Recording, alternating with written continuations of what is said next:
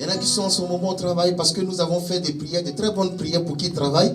Mais nous n'avons pas dit à Dieu qu'il ne faut pas qu'ils travaillent les dimanches. Donc ils travaillent les dimanches. D'accord, je vais rappeler ça encore. Quand quelqu'un t'invite pour que tu pries lui pour le travail, pardon. Mets dedans que le dimanche c'est pour Dieu. Comme ça, quand il va trouver du boulot, il va travailler du lundi au samedi, mais qu'on lui donne le dimanche de repos pour qu'il puisse venir adorer son Dieu. Amen. Alléluia. Amen. Parce qu'après nous, les pasteurs, on dit, j'ai fini de prier pour lui. Maintenant, il a eu travail, on ne le voit plus. Non, homme de Dieu, ne pensons pas comme ça. C'est tout simplement parce qu'on n'a pas mis dans la prière qu'il ne fallait pas qu'il travaille le dimanche. Alléluia. Amen. Donc, on apprend de nos erreurs. Et puis, aujourd'hui, nous sommes là parce que l'Éternel veut que nous soyons là pour ensemble l'adorer. Mais la Bible dit que ceux qui adorent l'Éternel, ils l'adorent en esprit et en vérité. Alléluia.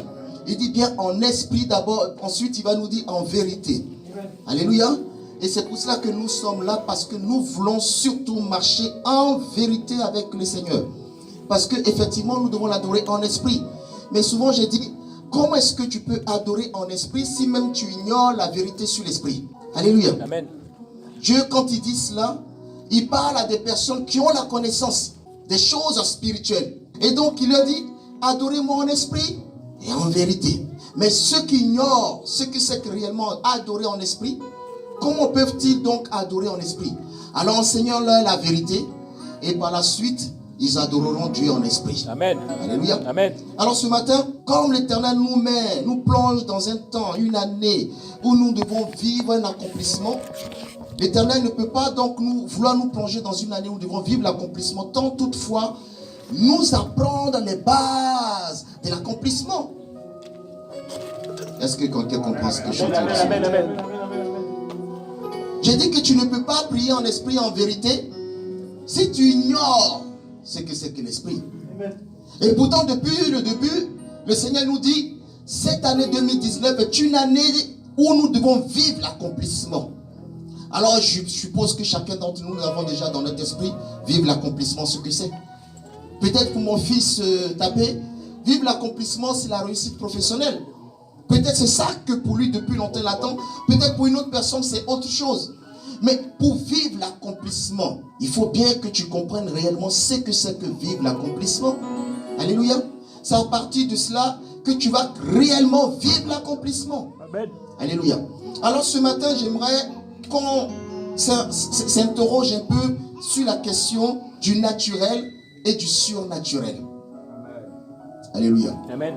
Donc, je disais, comment donc nous pouvons vivre le surnaturel étant dans le naturel?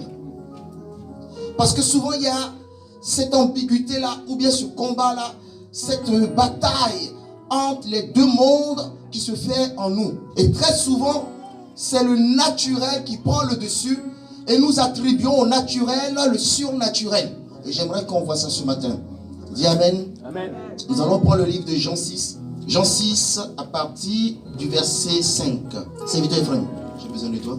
Je lis la parole de Dieu. Amen. On écoute la parole. Le livre de Jean 6, du verset 5 au verset 12.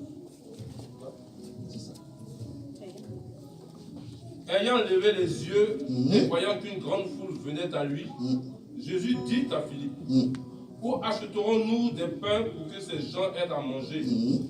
Il disait cela pour l'éprouver, car il savait ce qu'il allait faire. Philippe lui répondit, les pains qu'on aurait pour 200 deniers ne suffiraient pas pour que chacun en reçoive un peu.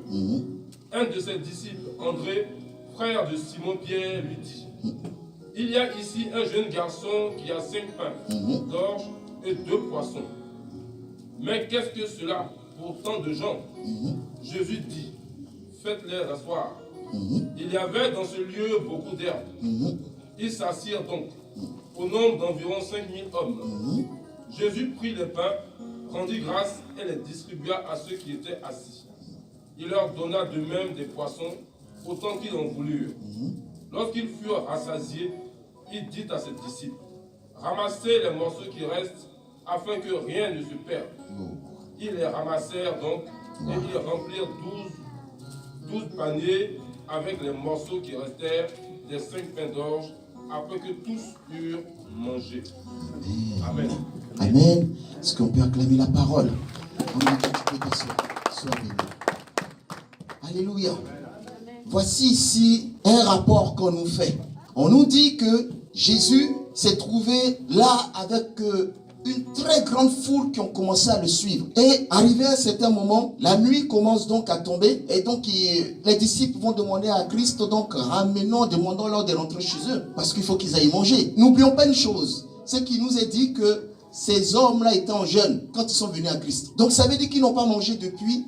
Et là, ils ont faim. Ils sont devant le Seigneur. Et puis, le temps est en train de passer. Tellement ils sont dans la présence du Seigneur, ils n'ont même pas pensé à regarder l'heure. Mais ce sont les disciples du Seigneur, eux qui vont constater que le temps était avancé. Et ils vont donc dire au Seigneur, Seigneur, il fallait qu'on leur demande de rentrer chez eux. Et le Seigneur va leur dire, mais pourquoi donc on va leur demander de rentrer chez eux? Faites-les asseoir. Faites-les asseoir d'abord. Et qu'avons-nous? Ils vont dire qu'ils n'ont rien. Ils diront qu'ils n'ont rien. Parce que à qui appartient ce qu'ils vont présenter à Dieu? Un petit garçon qui, lui, à cette période, ne jeûnait pas. Comme nos enfants souvent. Quand on jeûne à la maison, on les laisse un peu manger. Lui, il était venu, il a entendu aussi parler comme toi et moi du Seigneur. Et puis il est venu aussi, il a suivi ses parents. Et il avait préparé sa réserve. On dit, qu'est-ce qu'il y a? Alors qu'on regarde au milieu de tout le monde. Et puis il y a peut-être certainement le petit garçon, puisqu'ils étaient 5000. Vous comprenez? 5000 personnes. Donc forcément, ils ont dû demander, est-ce que vous avez apporté à manger? Et puis le petit s'est certainement levé tout seul pour dire, non, moi j'ai un peu seulement. C'est que j'ai là, on ne peut pas nourrir tout le monde. Donc les disciples vont venir prendre le panier, ou plutôt les pains, et puis les poissons, ils vont regarder, ils vont dire au Seigneur, mais regarde, ce qu'il y a là, ce n'est pas assez suffisant pour nourrir 5000 personnes. Mais est-ce qu'ils avaient tort? Ils étaient dans une raison. Ils avaient raison. Est-ce qu'on peut nourrir 5000 personnes avec quelques petits bouts de poisson et quelques bouts de pain? Mais le Seigneur, lui, va donc leur faire comprendre que je ne suis pas simplement venu pour vous enseigner, je ne suis pas simplement venu pour vous donner la parole, mais je suis aussi venu pour vous apprendre que cette parole que je vous donne là, pour celui qui a la révélation, peut la rendre vivante. Alléluia. Amen. Donc, je vais revenir sur cette partie-là. Je disais que nous voulons vivre donc le surnaturel. Mais qu'est-ce qu'on dit? Qu'est-ce qu'on appelle donc le surnaturel? Le surnaturel signifie au-dessus du naturel. Ça veut aussi dire contrôler la nature. Ou encore vivre le ciel sur la terre. Ou la manifestation de Dieu sur la terre. Est-ce qu'on a suivi? C'est important cette définition pour la suite. Le surnaturel. Cela veut dire simplement que nous sommes au-dessus du naturel. Et que nous avons la capacité, le potentiel de contrôler la nature. Nous avons aussi de vivre ce qu'il y a dans le ciel sur la terre. Et par la suite, de manifester la gloire de Dieu sur la terre. Dis amen avec moi. Amen. Alors voici Jésus qui va, pendant ce temps-là, commencer à donner un enseignement à ses disciples. Il ne va pas simplement leur montrer la théorie, mais il faut aussi qu'il leur montre la pratique. Amen. Nous venons à l'église, mais nous ne sommes pas simplement des enfants qui allons dormir à l'église. Nous devons aussi sortir de l'église, aller à l'extérieur. Nous avons nos travails, nous avons nos familles, nous avons nos couples, nous avons nos enfants, nous avons nos projets, nous avons nos activités. Mais comment est-ce que la parole que nous avons reçue à l'église, nous pouvons la manifester à l'extérieur de l'église? Jésus comprend que là, pour lui, c'est une opportunité de montrer à ses disciples qu'il ne suffit pas simplement d'écouter, mais il faut mettre en pratique. Amen. Mais pour qu'ils puissent mettre en pratique, il leur faut quelque chose d'extraordinaire. Ne plus vivre dans le naturel, mais vivre dans le surnaturel. Parce que la parole de Dieu ne se révèle que dans le surnaturel. Elle ne se manifeste que quand quelqu'un vit dans le surnaturel. Mais quand tu es dans le physique et tu es dans le naturel, tu vas présenter quelques poissons et puis quelques pains. Et alors tu te trouves dans l'incapacité de pouvoir nourrir tout un peuple. Pourquoi? Parce que tu exprimes la réalité naturelle. Cependant, la réalité ou la vérité spirituelle est illimitée. Et elle rend surtout illimitée. Ce que vous devez entendre, c'est qu'elle rend illimitée. Est-ce que je me fais comprendre? Jésus marche avec eux, mais Jésus ne marche pas réellement avec eux. Son corps marche avec eux, mais son âme est connectée au royaume d'où il vient. La Bible dit que nous sommes sur la terre, mais nous n'appartenons pas à la terre. Cela veut dire que nous devons être à chaque fois liés entre ciel et terre. Mais Jésus sait que le corps qu'il a marche sur terre, mais il sait que l'esprit est au contrôle dans le ciel. C'est pour ça que la définition dit, c'est de manifester Dieu sur la terre, et ensuite dit de contrôler le naturel. Est-ce qu'on me suit ce matin?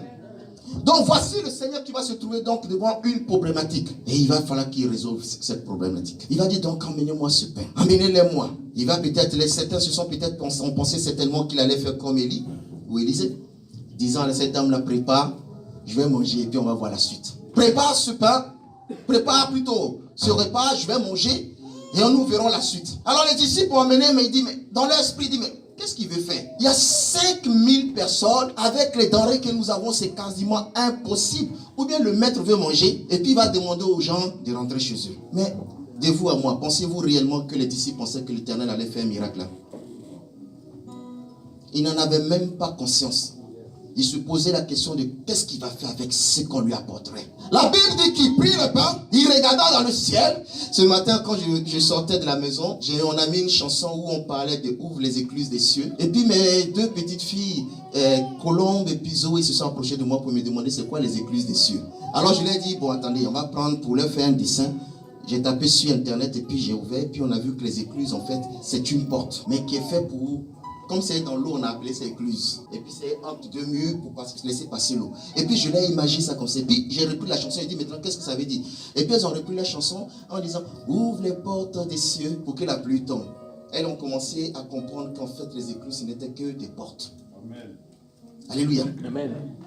Alors ici, le Seigneur va dire, emmenez-moi cela. Et le Seigneur va regarder là-haut. Pourquoi? Parce que le Seigneur sait très bien que le naturel est contrôlé par le surnaturel. Le surnaturel ne se trouve pas dans le naturel, mais se trouve dans le ciel. Souvent, nous avons des problèmes. Et nous faisons quoi? Nous allons commencer premièrement à regarder dans le naturel. Et nous disons, nous prions. Et même quand nous sommes dans la prière, nous allons voir que le diable nous parle quoi? Dans le naturel. Mais écoute, ça va être difficile.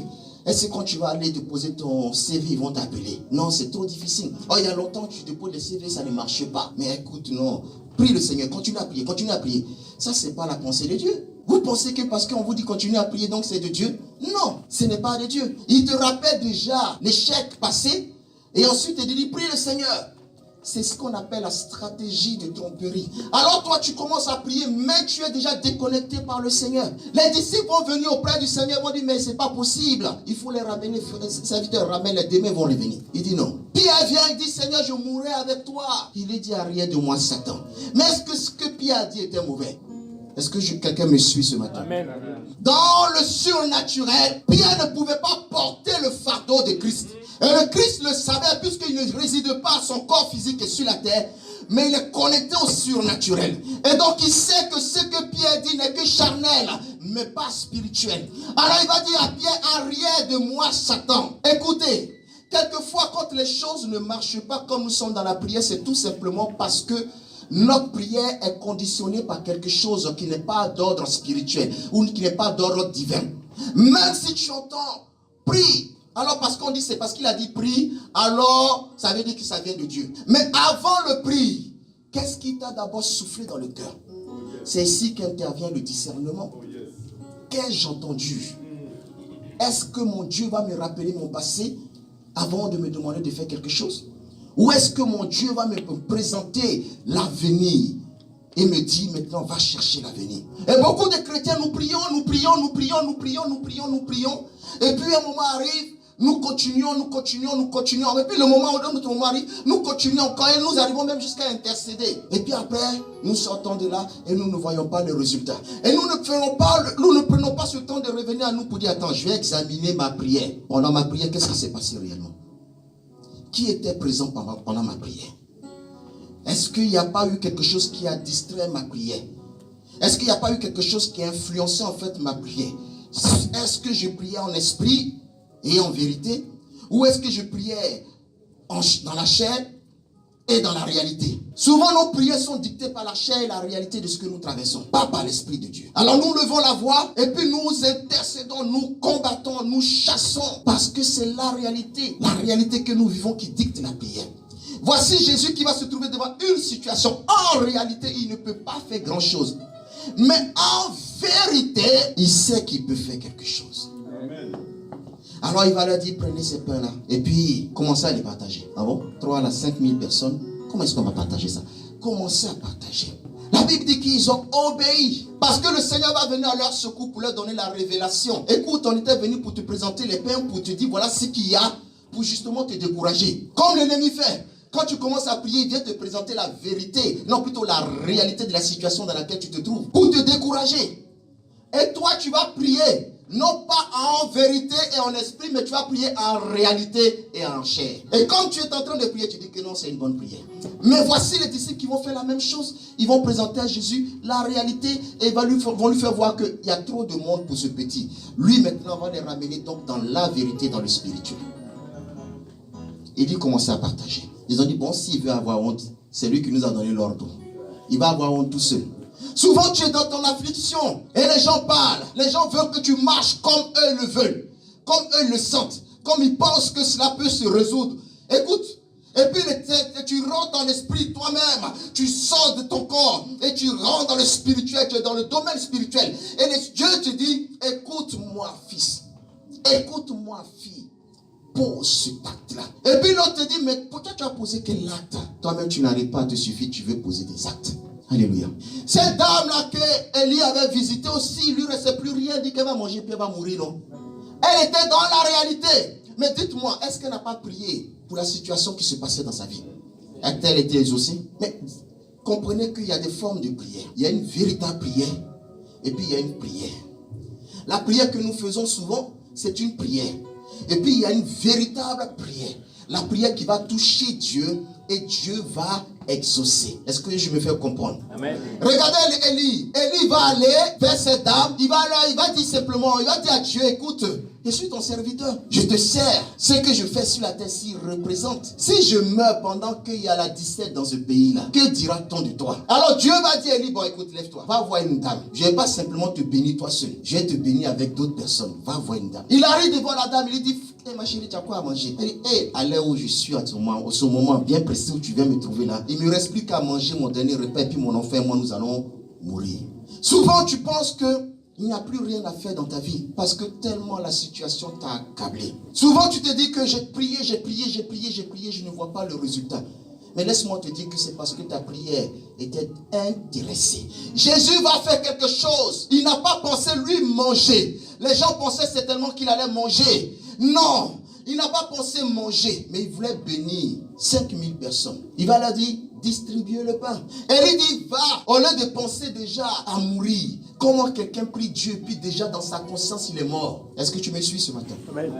Le surnaturel, c'est une vision de quelque chose qui peut dominer sur le naturel. C'est une attitude que nous avons de pouvoir dominer sur le naturel. Mais cette dame-là qui rencontre l'homme de Dieu, elle, en son esprit, elle est déjà morte. Il ne lui reste plus qu'à mourir. Pourtant, elle est en face d'un homme de Dieu. Elle connaît l'homme de Dieu. Elle est en face de l'homme de Dieu qui vient auprès d'elle. Mais elle n'est plus dans le surnaturel. Elle n'est plus connectée au Saint-Esprit parce que la situation qu'elle vit lui fait comprendre qu'il ne reste plus qu'à mourir. Et pourtant, je peux vous garantir qu'elle priait pendant cette situation. Mais malgré qu'elle priait, avant que l'homme de Dieu n'arrive, regardez ce qui sort de son cœur. Alors que la bouche, la Bible dit, c'est de l'abondance du cœur que la bouche parle. Elle dit qu'il ne lui reste plus qu'à mourir. Mais dites-moi, c'est pas à Dieu qu'elle a parlé il y a quelques jours? Mais où est donc sa foi à cette femme-là? La foi est la ferme assurance des choses qu'on espère, la démonstration de celles qu'on ne voit pas. C'est pas ce que nous dit la parole. Mais voici une femme qui prie Dieu alors que la Bible dit que nul ne peut être agréable à Dieu s'il n'a pas de foi. Elle prie Dieu, elle invoque le nom de Dieu. Mais devant l'accomplissement, elle refuse l'accomplissement. Puisque ce qu'elle attend, c'est l'échec. En son esprit, elle est dans l'échec. Est-ce que quelqu'un me suit ce matin? Amen. Souvent vous priez, mais en vous, vous n'avez même pas confiance à la prière que vous dites. Souvent vous dites des choses à Dieu, mais en fait vous n'y croyez même pas. C'est devenu pour vous une religion, vous priez pour prier. Souvent nous sommes là, oh c'est dur, bon j'ai prié le Seigneur, mais en même temps ça ne sert à rien de venir devant le trône du Saint-Esprit quand toi-même tu sais que tu es en échec. Quand tu sais qu'en fait c'est l'échec que tu nourris en toi. Alors les disciples sont venus à Christ avec leur échec. Le Seigneur leur dit, commencez à distribuer. Ils ont distribué, on dit qu'il y avait beaucoup de choses, beaucoup de nourriture, à tel point qu'il en restait encore. J'imagine la tête des disciples, de se dire, oh là là, on est vraiment passé là pour des abrutis. On est en face du roi des rois, et puis nous continuons toujours à manifester la négation. Souvent nous sommes en face de Dieu, et notre cœur est toujours rempli de déchets, des négations. On demande à Dieu, mais on demande pour demander, mais on n'est même pas convaincu que cela va arriver à son accomplissement. Et nous perdons des minutes, des jours après jour après jour à prier, comme cette dame, jour après jour à prier. Il n'y a pas d'exaucement. Parce que justement, au fond de toi, tu ne crois même pas. Mais pour ne pas que peut-être mon frère me dise, tu n'as pas prié Dieu. Parce que souvent quand quelqu'un vient te présenter son problème, tu lui dis, il faut aller prier. Donc pour dire, non, j'ai prié, j'ai jeûné. Hein. J'ai jeûné. La première question doit lui demander, mais est-ce que toi-même tu crois que Jésus demande à toutes les personnes pour qui il va faire un miracle, que veux-tu que je fasse? Sans ce que toi tu ressens, sans ce que la vie, c'est-à-dire l'atmosphère de miracle, si tu ne l'as pas créé en toi, quelqu'un qui croit réellement, s'il n'a pas créé cette atmosphère de succès en lui, il n'aura pas de succès. Souvent les hommes de Dieu ont pris, le miracle ne s'opère pas parce que la personne pour laquelle tu pries même elle n'y croit pas. Elle a perdu espoir. Elle va commencer à te citer. Comme le paralytique là, qui était à côté de la piscine de Bethsaïde. Que veux-tu? Il dit, tu sais, ça fait longtemps moi je suis ici, 38 ans. Depuis 38 ans, l'ange vient et remue l'eau, Mon ami, je ne t'ai pas demandé combien de temps tu es ici. Si tu es venu jusqu'à l'église pour demander à Dieu, écoute-moi, il n'a pas besoin de savoir ce que tu traverses, il le sait déjà. Tu lui fais perdre son temps parce que tu n'as pas le discernement. Dieu n'a pas besoin que tu lui racontes tous tes problèmes. Vous pensez que c'est quoi? C'est une agence qui est là pour récolter les problèmes? Non! La Bible dit qu'il est Dieu. Il sait toutes choses. Mais quand on vient dans sa présence, nous devons savoir que pour rentrer dans sa présence, il ne peut avoir de miracle sans foi. Et la foi ne s'attache pas de réalité. Elle s'attache de vérité. Alors les disciples n'avaient pas suffisamment de foi. Il a fallu que le Seigneur manifeste la foi. Jésus marchait dans le surnaturel parce que Jésus avait la révélation de ce que la provision se trouve dans le royaume. Et Dieu nous a dit encore de dire, cherchez premièrement le royaume. L'homme de Dieu a donné tout à l'heure, dans son exhortation parlant du roi et du royaume. Oui, le roi a un royaume. Le roi a un royaume. Le royaume est un territoire. Un territoire qui peut s'étendre d'un petit ou bien de plus, encore plus grand, selon la grandeur du roi que nous servons. Le royaume a une armée. Mais un royaume avec une armée, et puis avec son château, sans de richesse, ce n'est pas un royaume. Le royaume a sa richesse. Le royaume a comment on appelle ça? Son institution qui régit son royaume. Le royaume a des droits, a des devoirs envers ses citoyens. Est-ce que je parle à quelqu'un? Amen. Jésus est citoyen du royaume des cieux. Et Jésus sait que dans le royaume de son Père, puisque le royaume de son Père couvre l'univers tout entier. Et si la place qu'il occupe actuellement est un désert, étant donné que le royaume de son Père couvre toute la surface de la terre et couvre même l'humanité, couvre l'univers entier, dans l'univers il y a quelque part quelque chose qui peut venir l'alimenter là dans le désert où il est. Au moment où tu t'inquiètes du problème dans lequel tu te trouves ici, tu penses qu'il n'y a pas de solution. Si c'est vraiment Dieu que tu pries, écoute-moi. L'univers lui appartient. Dit, je tiens l'univers dans ma main. Ça veut dire que dans cet univers-là, il y a quelque chose. Il y a la réponse de ton problème. Amen. Quand tu sais parler à Dieu, quand tu sais demander à Dieu, il n'y a pas de raison que l'univers ne réponde pas à ton problème. Même là, je dis, il dit, c'est pour ça qu'il déclare dans sa parole, le désert que tu occupes. Quand on parle du désert, ça veut dire quoi? Le désert, c'est là où il n'y a rien. Il n'y a pas de vie. Le désert, c'est la souffrance que nous vivons. Les morsures du désert, le soleil qui te frappe, qui te malmène, tout cela, c'est ce qu'on appelle le désert. Les difficultés que tu traverses, c'est ce qu'on appelle le désert. La Bible dit que le désert que tu occupes sera fleurissant de sa gloire. Si toi tu l'invoques. Amen. Quand on parle de fleurir, c'est quoi? Le désert, c'est du sable, non? Généralement, c'est l'image que nous faisons. Mais il dit sera fleurissant. Le désert que tu occupes sera fleurissant de sa gloire. Je dis, il ordonne, il commande au naturel de pousser pour que toi tu sois heureux. Mais comment est-ce que tu demandes à Dieu? Vis-tu le naturel ou vis-tu dans le surnaturel? Penses-tu que parce que tu es venu prier, alors tu es en phase avec Dieu? C'est ça qui nous trompe beaucoup. La Bible dit que les disciples sont descendus et puis ils ont vu un monsieur qui était en train de prêcher. D'ailleurs, c'est quoi? Ananias et Priscille. On dit qu'ils étaient en train de prêcher. Ils prêchaient, c'était bien, c'était éloquent, c'était, quand on entendait, c'était doux. Ils nous communiquaient ce qu'on appelle des certitudes. Ça veut dire que quand il va te parler, toi-même tu vas être convaincu que oui, ah, il connaît ma situation. Ah, il parle de ma situation. Mais il dit, ils l'ont pris de côté puis ils lui ont enseigné quoi? La juste doctrine. Ça vous interpelle pas? Des gens qui sont en train de parler, prêcher la parole de Dieu. Mais des gens qui eux sont en contact avec l'Esprit de Dieu, qui ont été eux aussi éduqués là, ce jour-là. Ils ont compris que la parole ne suffit pas simplement de la donner, mais il faut la vivre, il faut l'appeler à l'accomplissement. Il faut vivre le surnaturel au détriment du naturel. Ils vont trouver des personnes qui sont en train de parler dans le naturel, prêcher dans le naturel. Alors ma soeur, mon frère, l'entend, il est content. Mais la Bible dit que quand eux, ils ont entendu cela, ils sont venus auprès de lui pour dire, ce que tu fais là, c'est très beau, c'est très bien. Mais laisse-moi t'enseigner la juste, donc, la bonne façon de faire. Mais vous et moi, si nous rencontrons ces genres de personnes, on va dire, waouh, un pasteur puissant, un pasteur dangereux, utilisé puissamment par Dieu. Mais la Bible dit, eux, avec le discernement qu'ils ont eu, ils ont compris que ce homme-là était dans la chair et qu'il prêchait dans la chair. Et il manquait à sa parole le spirituel, l'esprit de Dieu. Pourquoi? Ils étaient capables de le dire.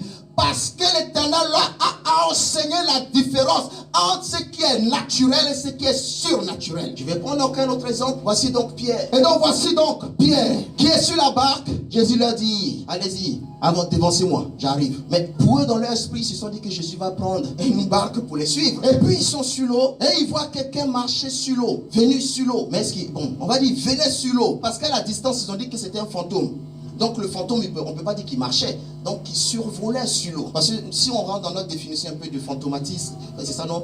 On va se dire que le fantôme il ne marche pas, mais il survole les choses. Il voit Jésus donc arriver. Il dit waouh, attendez, soit il est mort de l'autre côté là-bas, c'est son fantôme qui nous trouve ici, les gens l'ont lapidé, soit c'est réellement lui. Alors Pierre, qui est quelqu'un déjà, qui a une sensibilité spirituelle, je l'aime bien ce monsieur, parce que c'est toujours lui qui réagit, même s'il réagit mal, mais il réagit. Et Dieu aime les gens qui ont une sensibilité spirituelle. Écoute frère, tu es à l'église et tu n'as aucune sensibilité spirituelle. Même quand le culte passe, les prédications passent, ça ne te touche pas. Tu es là, quelquefois même tu arrives même à dormir. Tu n'as aucune sensibilité spirituelle. Tu ne peux pas rester dans la présence du Seigneur et puis te dormir. Ou bien ne même pas être connecté à Dieu. Être dans la présence du Seigneur, ne même pas entendre la parole de Dieu. Tu n'as aucune sensibilité spirituelle. Mais cependant, tu attends de Dieu beaucoup de choses. Voici donc Pierre qui est sensible spirituellement. Il voit donc là-bas. Il dit, hey, tu es qui? Il dit, je suis Jésus. Il dit, non, Jésus, tu marches sur l'eau ou bien là où tu marches, là, il y a quelque chose que nous, on n'a pas aperçu. Il dit, non, Pierre, il n'y a rien. J'image les choses, j'arrange les choses pour qu'on puisse comprendre. Il dit, il n'y a rien, Pierre. Viens. Pierre dit, devenez. Oui. Pierre touche d'abord l'eau. Il touche l'eau. Il se rend compte qu'il n'y a pas de route, il n'y a pas de pierre, il n'y a rien. Mais c'est vraiment l'eau. Il dit, maître, dis-moi de venir. Est-ce qu'on lui a pas déjà dit de venir? Mais il veut être convaincu que réellement, il peut venir. Alléluia. Il veut vraiment savoir. Et vous dites la vérité, c'est ce qu'il faut poser comme question. Il a bien fait, Pierre. Parce que souvent nous venons au Seigneur et nous ne sommes pas convaincus de ce que nous allons faire. Et puis nous nous lançons à l'eau et puis nous mourons bêtement. C'est comme quelqu'un qui va se trouver devant un sorcier et qui n'est pas convaincu qu'il a assez le charisme, mais alors le potentiel nécessaire pour se dresser devant le sorcier. Il arrive parce qu'il dit qu'il connaît Christ. Il prie Dieu. Alors il arrive et puis il menace le sorcier. Mais ils vont te chicoter, tu vas comprendre.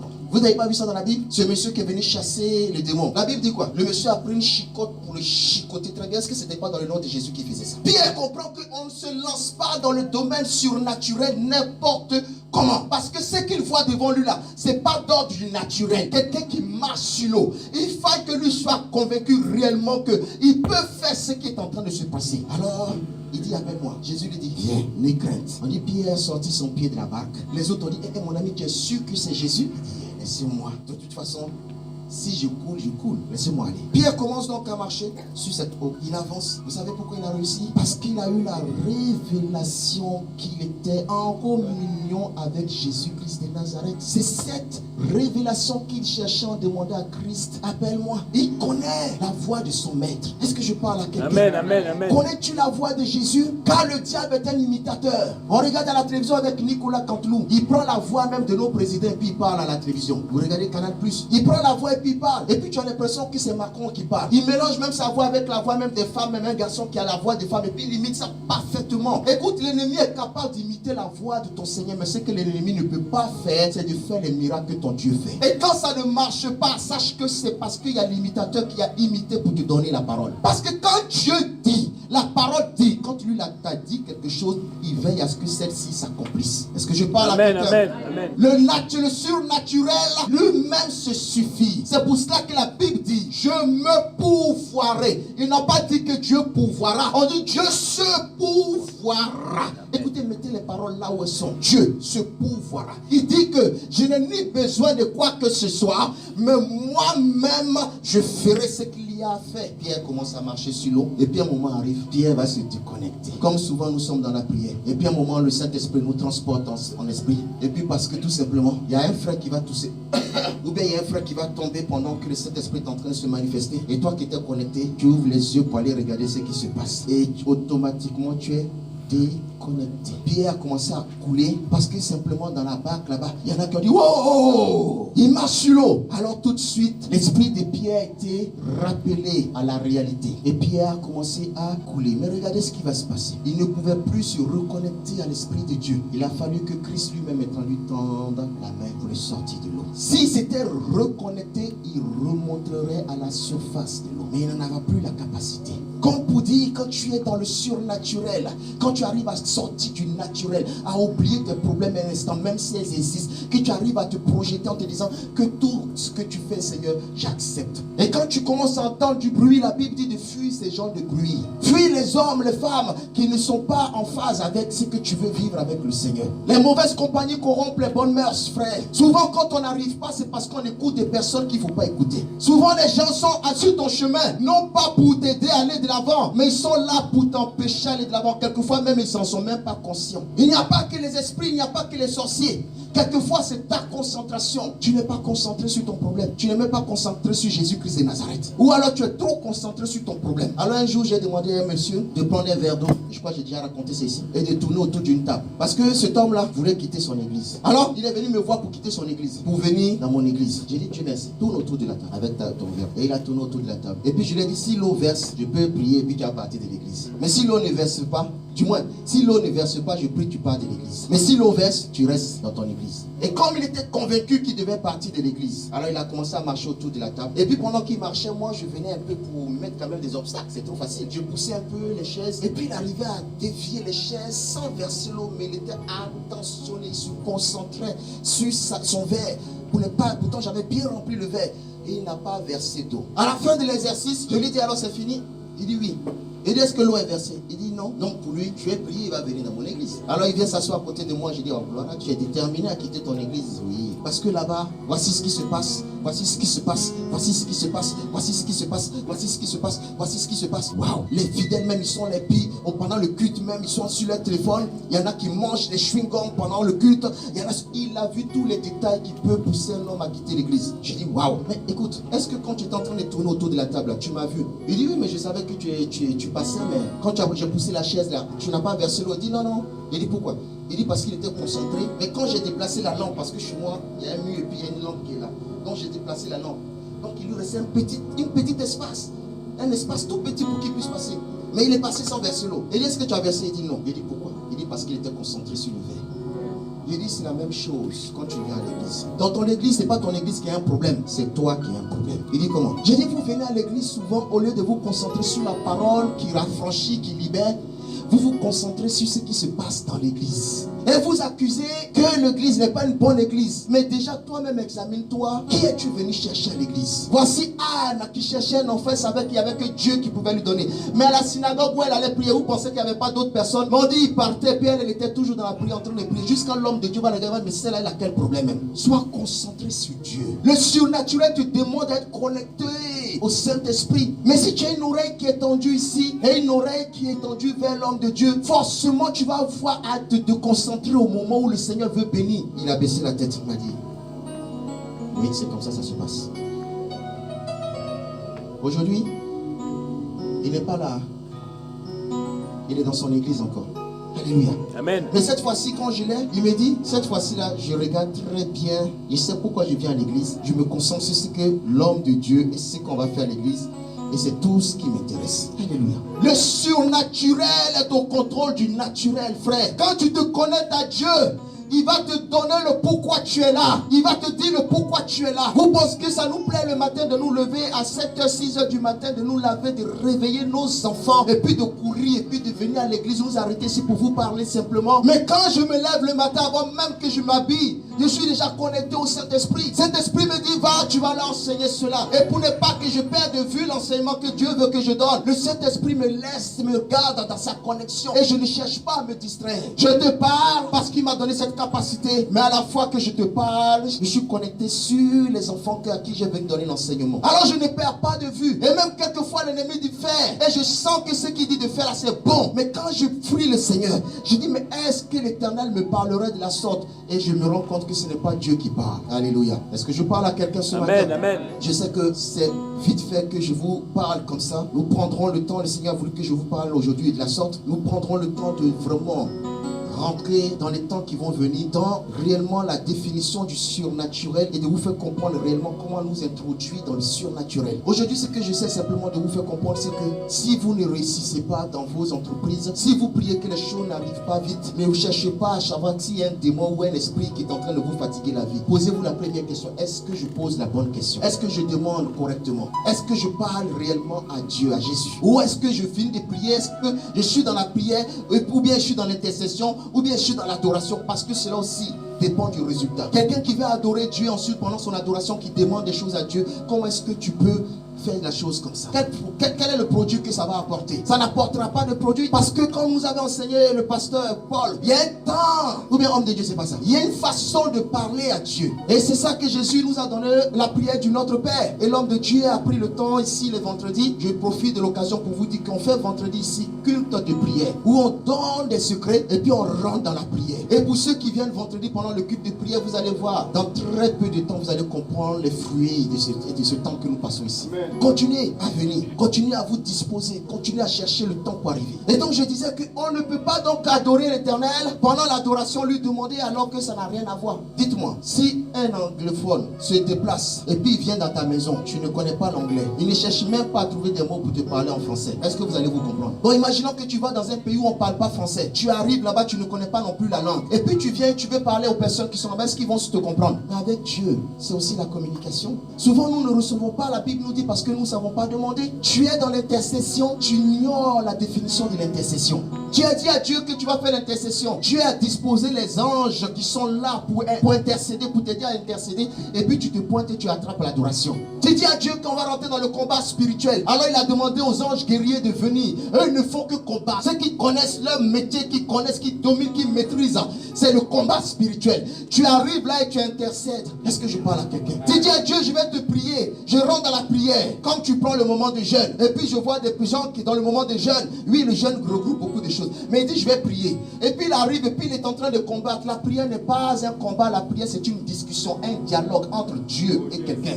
Quand on ignore ces choses, ces langages, ces moyens de communication du Seigneur, on communique très mal avec Dieu, et beaucoup à l'église ignorent cela. Pourquoi? Parce qu'il manque d'enseignement. Le surnaturel demande que tu aies la maîtrise du spirituel. Quand tu as la maîtrise du spirituel, le livre nous dit que alors, par définition, tu as aussi la maîtrise du naturel. Frère, sœur, il est l'heure véritablement que nous puissions reprendre le contrôle sur notre vie. Vous entendez ces quelques mots, peut-être pour vous ça n'a pas d'importance et peut-être pour d'autres personnes ça porte écho. Mais laisse-moi te dire une chose, c'est là la différence. C'est que souvent ce qui est de Dieu, on n'y prête plus attention parce qu'on est habitué à certaines autres façons de faire des choses. Alors que notre Dieu, il est dans une simplicité. Il dit avant de commencer à crier, ça lui dit, ne vous bornez pas à faire des longues prières. Mais quand je ne suis pas connecté au Seigneur, mes prières vont arriver où? Mais 1 heure, 2 heures, 3 heures dans la prière, sans savoir qui tu pries, ça va aller où? Est-ce que je parle à quelqu'un ce matin? Amen. Tu veux expérimenter l'accomplissement? Il va dire à Nicodème. Nicodème dit, comment est-ce que je peux voir le royaume? Il dit, Nicodème, pour voir le royaume, il faut vivre dans le spirituel, il faut vivre dans le surnaturel. Nicodème dit, comment? Il dit, il faut naître de nouveau. Écoute, il y a longtemps que tu es dans cette chair. Il y a longtemps que tu vis dans la chair. Je demande tout simplement ce matin à l'église de Dieu de commencer à reconsidérer les choses et puis de se poser réellement la question, suis-je réellement en phase avec Dieu? Suis-je réellement en connexion avec Dieu? Celui qui ne se pose jamais ce genre de questions n'arrivera jamais quelque part dans la vie. Quelquefois même quand on marche dans le naturel, on fait une pause pour se poser la question, suis-je sur le bon chemin? Et on réfléchit. Quelqu'un qui marche, qui fait des trucs et puis qui n'avance pas, dites-moi qui s'arrête jamais pour se poser la question, pourquoi mon business ne marche pas? Ce n'est pas un insensé. Il fait ça, ne marche pas, mais il continue à faire. Et puis il dit Dieu va faire, mais il n'a jamais pris le temps de la réflexion, s'asseoir pour dire Seigneur, mais pourquoi ça ne marche pas? Comment est-ce que tu peux prier, tu ne vois pas les résultats et puis tu continues à rester dans la même prière en disant qu'un jour Dieu va faire? Mon ami, change ta façon de prier. J'ai dit ici une fois, il y a 7 chemins à suivre. Je vous le définirai un jour. Mais quand on est sur le premier chemin, on va prier d'une façon, si ça ne marche pas, on passe ensuite. Normalement, nous tous qui sommes là, nous devons être maintenant sur le 6e chemin. Le 6 qui est le chiffre de l'homme. Donc quand tu es au 6e chemin, tu vis, comment je pourrais dire ça? Tu vis pas réellement, je n'ai pas dit tu vis l'accomplissement, mais tu vis les projets de Dieu pour toi, qui seront en même temps pendant ton existence, qui vont être en même temps tirés par le projet du diable pour toi. Est-ce qu'on me suit? Mais ça, j'arriverai un jour à vous définir cela, le pourquoi. Mais il y a un chemin qui ne faillit jamais, c'est le jour du repos du Seigneur, au 7e jour. Parce que la Bible dit qu'au 7e jour, il s'est arrêté, puis il a regardé, puis il dit toute chose est parfaite. Alors quand tu vois que tu es arrivé à ce niveau-là, que les choses ne bougent plus, tu as été converti, tu es passé par les eaux du baptême, tu pries, tu jeûnes, tu as des temps de prière avec le Seigneur, rien ne bouge. Tu es arrivé maintenant, tu t'es donné à Dieu. Ça veut dire que là, tu es arrivé maintenant à être l'être que Dieu a créé. Maintenant, les choses ne bougent pas. L'Éternel te dit, il te reste encore une chose. Adam et Ève ont péché, mais ce n'était pas la finalité. La mort n'était pas pour eux la finalité. Est-ce que tu me suis? Amen. Je sais que c'est très difficile. Je vois certains qui sont très fatigués. Mais bon, prenez le temps d'écouter. Parce que quand on va sortir d'ici, 2019, ça sera une année vraiment de joie. Amen, amen. Alléluia. Amen. On dit Adam et Ève ont péché. Ils étaient au 6e chemin. C'est-à-dire le temps de l'homme. Le temps de l'existence de l'homme. Mais Dieu voyant leur péché et Dieu sachant qu'ils vont mourir, Dieu va ouvrir un 7e chemin. Et il va envoyer le Fils de l'homme. C'est-à-dire quoi? Dieu se pourvoira lui-même maintenant pour aider. Mais pour que Dieu puisse se pourvoir, il fallait que l'homme aussi puisse accepter. Et comme il savait que l'homme ne pouvait pas accepter, alors il va faire venir Jésus-Christ de Nazareth dans la chair de l'homme, en représentation de l'homme. C'est-à-dire c'est lui le lien entre nous et Dieu. Et donc il va devenir l'intercesseur entre Dieu et la situation de mort que nous vivons. Est-ce que quelqu'un me suit ce matin? Amen, amen. Jésus va être la 7e prière de Dieu. Alors qu'est-ce qui va se passer? La Bible nous dit quand tu es en Christ, c'est l'espérance et la gloire. Quand tu es arrivé au 6e, là où nous sommes aujourd'hui, toi et moi nous sommes à ce point-là. Frère, tu ne crois pas que c'est là que tu vas limiter ta vie. Sur le plan spirituel, ce n'est pas là que nous allons limiter notre vie. Nous devons évoluer. Il y a un 7e chemin. Il n'y a plus d'autre chemin après ce 7e chemin. Et ce chemin, c'est Jésus-Christ de Nazareth. Amen. La Bible dit qu'il n'y a aucun autre chemin qui nous a été donné, aucun autre nom, aucun chemin qui nous mène au Seigneur. C'est Jésus. Et ça, c'est le surnaturel.